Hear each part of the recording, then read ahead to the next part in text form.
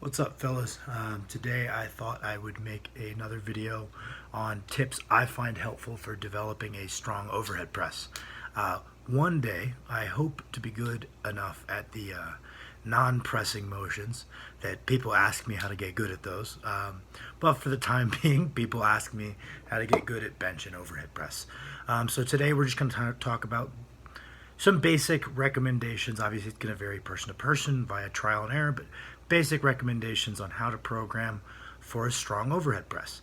The first thing we're going to start with is if we decide that a strong overhead press is something we want, the first thing you're going to take a look at is just getting your technique in order. Just like anything else, before we really start hammering the progressive overload, achieving some decent level of mechanical efficiency is going to make that process of adding weight to the bar much more efficient than if we try to fix it as we go, starting from a really bad point. It doesn't have to be textbook perfect before you start overloading. I think that's a different way to hold yourself back. But if it's really dog shit and we just slap more weight on there each week, it's going to get progressively more dog shit and it's not going to go well. So basically just a couple little tips is, one, you're going to grip relatively narrow. I think that for the strict press, generally speaking, whatever grip width leads to your forearm being straight up and down in the bottommost position is usually a pretty good point to start. You can have a little bit of backwards lean in the bottom position. You're going to develop a tolerance to that position under load. Not a big deal. No real injury risk there. You can't even slip a disc in extension to my knowledge. As long as we're keeping our glutes flexed, kind of keeping our lats packed, a little bit of backwards lean in our bottommost position. Not a big deal at all. But what I generally recommend is we don't want that backwards lean to increase as we press when we can avoid it, especially for higher rep work when we're laying our foundation.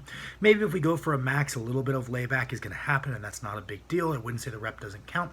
But when we're training repetition work, especially with reps in reserve, we really would like, as we begin the press, our chin to come forward. It's progressively the chin comes forward or the head, whether you like to do a more exaggerated head through in more of like an Olympic lifting style, or just pushing your chin forward more the way I do. Either or.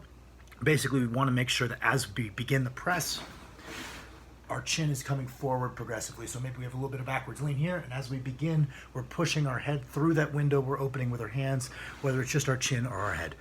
Those are kind of the basics. I'm going to keep our glutes flexed, kind of keep the quads flexed, try to pack the lats at the bottom, drive the head through, and we want to make sure that we're kind of shrugging through at the top, letting our scaps rotate upward. Those are the basics. Doesn't have to be super complex. The next thing we're going to look at when we're trying to build up a solid overhead press is what frequency we're training the overhead press at. I've often told people that you can run a good bench program and just switch it to overhead, and it oftentimes will work. So generally speaking, my recommendations for frequency for overhead pressing is going to be pretty similar to what I recommend for bench.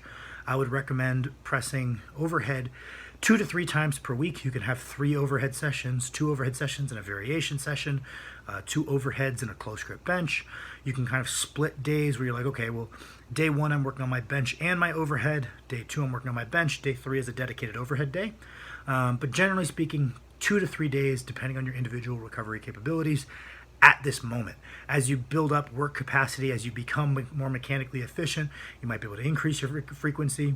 As you become stronger in the absolute loads you're lifting, increase. We might have to dial back your frequency. So it's an ever-evolving process what frequency works best for you, but my initial recommendation is you're leaving some pounds on the table. Probably if you're not pressing in some capacity 3 days a week, but overhead pressing 2 or 3 of those sessions, generally speaking, works best for most people. In my opinion. The next thing that I think you'd be remiss not to include in your overhead pressing program is some kind of antagonistic work. A lot of people push back on this whole like, oh, the 1-to-1 pulling to pushing ratio. Well, yeah, there's no evidence to support that. That's kind of a number, frankly, that was made up to some degree by Charles Poliquin. No disrespect to him, may he rest in peace, but it's not really something that's founded in evidence that our injury risk is going to be really high unless we adhere to this 2-to-1 ratio or 1-to-1 ratio. But that being said, I do notice that my own overhead pressing and other people's overhead pressing tends to go better when there is some antagonistic training present. So in an overhead press, what's the antagonistic musculature? It's going to be a vertical pulling motion, so a pull down or a pull up. Generally speaking, just doing some of those anytime you're doing an overhead press leads to a little bit stronger feeling bottom position, maybe a little bit more stability because of the antagonistic musculature. It's something that I find worthwhile, whether or not the the specific mechanism of action is something I'm aware of or not. I can tell you that generally speaking, programs go a little bit better when we're training that antagonistic musculature, right? So pull downs, pull ups, any form of chest supported row.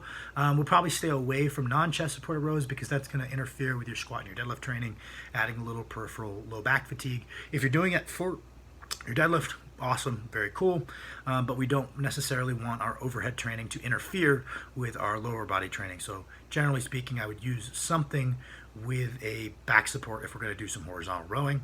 The next thing I think you'd be remiss not to include is some sort of motion where we are pressing in the overhead plane and we are not limited by our balance, maybe not limited by shoulder stability, kind of depending on what you pick.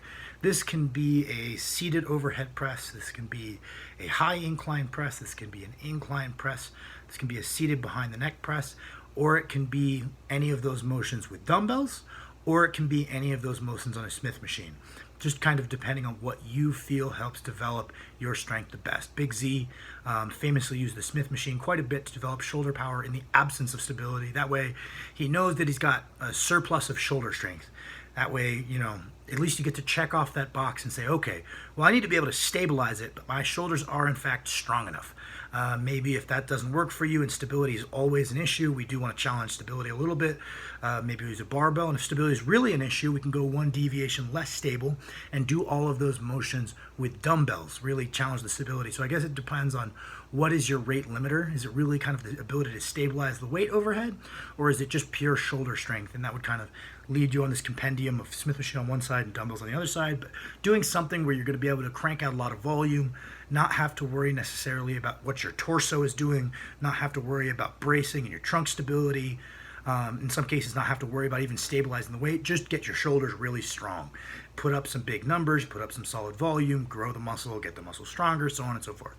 And then the final things that I would say you'd be remiss not to have is some kind of upper back and rear delt work, generally speaking, just like rear delt flies, chest supported rear delt flies, cable rear delt flies, IYT raises with a bad like prone on an inclined bench. All of these things can help us with our stability in our overhead position as well as our stability in the bottommost position. So it's kind of the musculature running across your upper back. Anything you can do to train that is going to be rather helpful. Lateral raises, I'm not sure they help, but they make you look cool, so maybe you could include those. But if you're really trimming down your program to maximize your time, those might be something you cut out, as it's something I've had to cut out. As much as I love them, as much as they make you look wider, I haven't noticed that they have much of a positive impact on my pressing, whether they're present or not present. Certainly not as much of a positive impact as doing rear delt work like face pulls or caper rear delt flies, which significantly improves my overhead position. And then the final thing I would tell you is you are certainly missing out if you are not isolating, right? Very rare that we can actually isolate a muscle, but doing specific smaller motions that target the triceps 2 to 3 days a week. I generally recommend, as long as your work capacity allows for it, your elbows allow for it, and you're selecting motions that are elbow friendly, I think you'd be remiss not to be training your triceps 3 days a week if maximizing your bench or your overhead press is a goal. I think that it's pretty easy to recover from. The triceps are a muscle that once you build them up, they can handle quite a bit of volume. So you might be missing out not to really take advantage of that. So those would be my tips as far as programming how to build up a big overhead press. Let me know if you guys have any other topics you would like my opinion on. If you have smaller questions, you can go back and look at the questions video I did a little bit ago. Drop a question on there. I'll be doing another one of those once I get enough questions on there.